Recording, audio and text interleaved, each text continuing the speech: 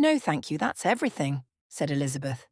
That's wonderful, said the waitress, cut off abruptly as she was pushed aside by a young man who sat down at the table. And I'll have a Pepsi, said the young man. Hello, Matthew, said Elizabeth, trying to keep the distaste out of her voice. Yes, sir, I'll be back with all of your orders shortly, said the waitress before darting off. Matthew, this is Professor Cameron Roberts, said Elizabeth. He's a professor of astronautical engineering at the University of Cambridge. Oh, hi, Professor. I'm Dr. Matthew Brown, he said in a crisp upper-class accent. Matthew crossed his arms over his chest and leaned back in his chair, rocking back and forth on the two back legs. Hello, Dr. Brown. I have heard many things about you, said the professor. I'm quite sure you have, said Matthew, smirking.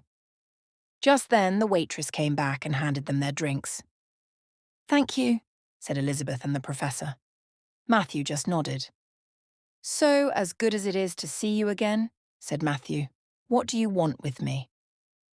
Despite the lovely day, the blue sky and the sun's warm rays shining down on them, Elizabeth's stomach clenched, and she felt sick and repulsed having to talk to Matthew, but he was brilliant.